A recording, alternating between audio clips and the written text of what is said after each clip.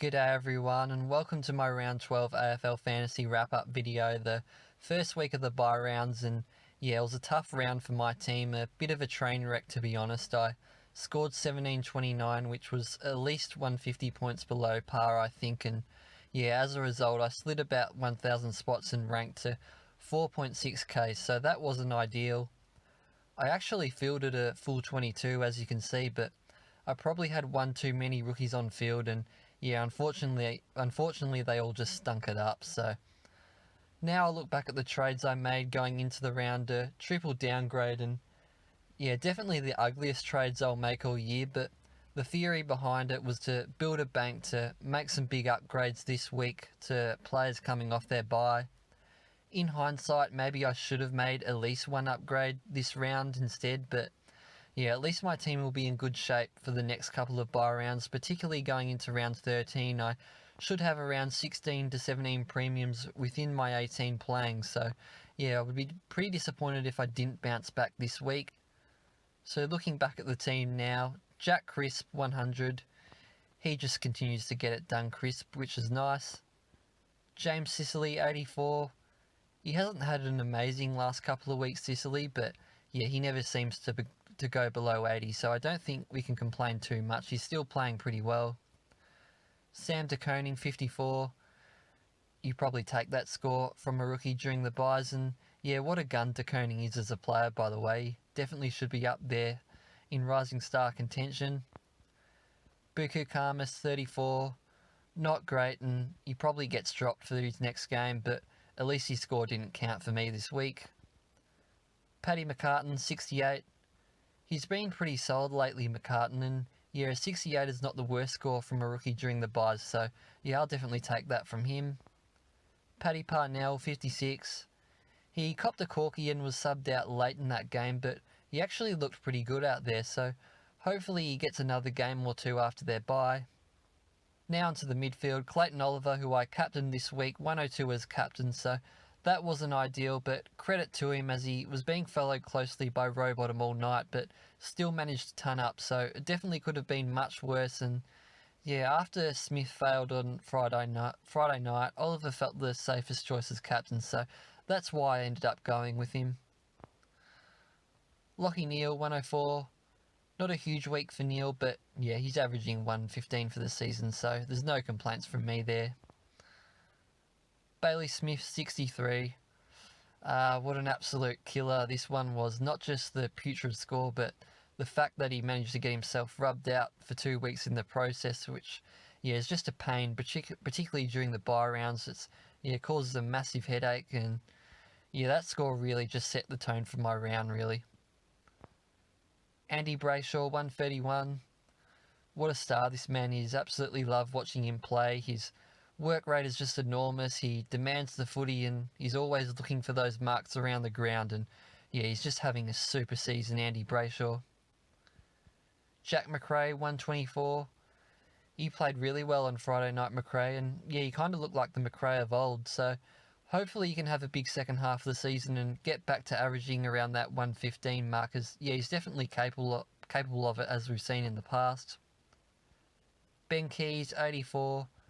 A frustrating score yet again from Keys. He's just been a shocking pick for me, and yeah, ever since I got him in round 7, he hasn't even reached 105 once, which just says it all, really. And he did suffer some hammy tightness during that game, so credit to him for soldiering on at least, but yeah, I'm definitely starting to lose patience with him, that's for sure.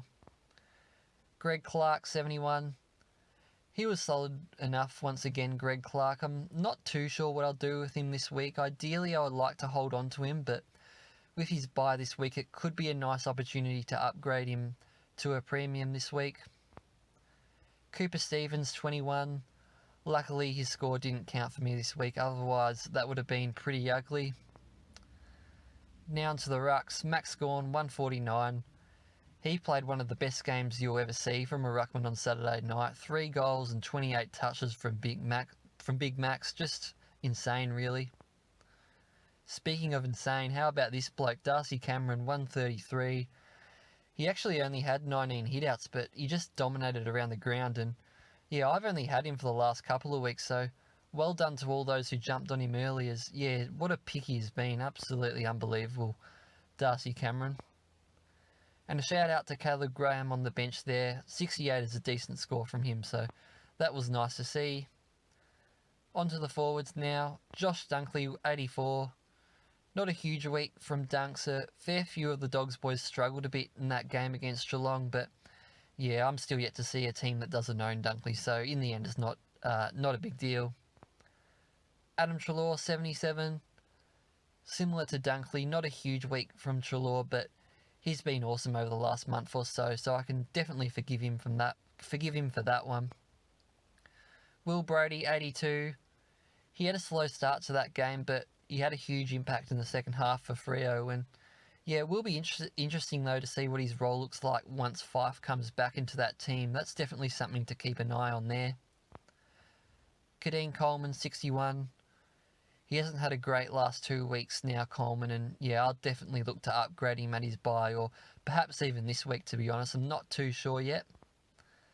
Robbie McComb, 50. Since I fielded 22 this week, his score dropped off for me.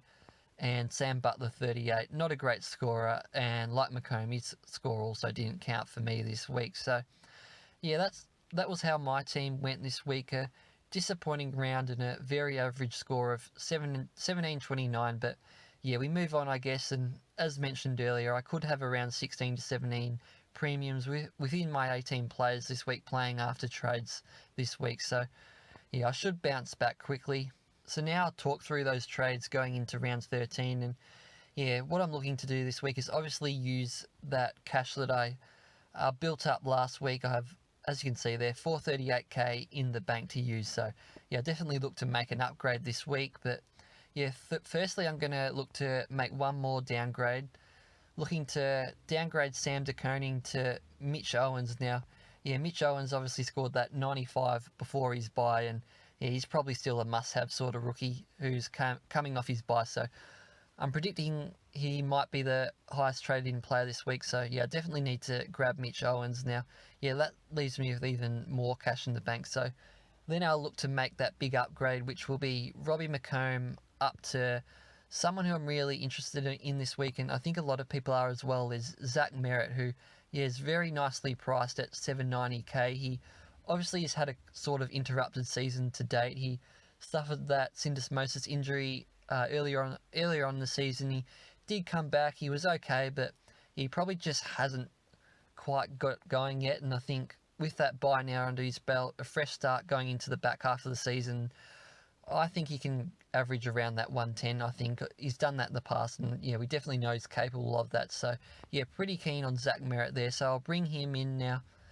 Then obviously we got Bailey Smith, who has been suspended for 2 weeks. So I think you probably have to trade him. It wouldn't make too much sense to hold on to him, considering he has a bye this week and he'll miss next week as well. So yeah, look to trade out Bailey Smith, and yeah, I'm actually going to look to bring in someone else who offers a bit of value in the midfield this week. And yeah, that guy is Ollie Wines. I've touched on him before in some of my videos, and yeah, he hasn't exactly set the world on fire, but I think like Merritt, he's kind of had a bit of an interrupted season. I think he hasn't quite got going, and yeah, I think now with that little break coming off the bye, I think he's ready to attack the second half of the season, and he has a nice matchup against the Tigers at the MCG this week as well. So I think I'm going to get instant reward with him. And yeah, so I'll grab Ollie Wines, and now that still leaves me with 274k in the bank ready to use to make some more upgrades next week, which is going to be definitely handy. So yeah, I think to still make an upgrade and still have around 300k in the bank is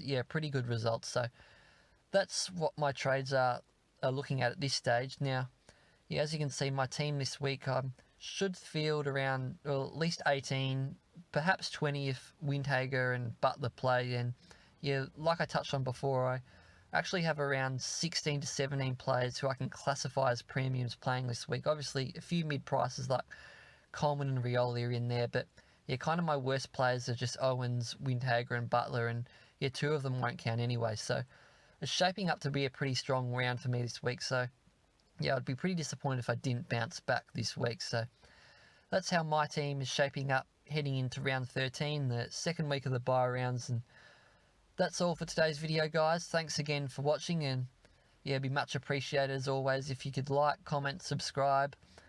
Thank you all for the support so far. I'm very happy with it, and hopefully you're enjoying the videos putting out each week. I'm definitely enjoying making them, and yeah, good luck to all in round 13. Thanks again for watching, guys. Goodbye.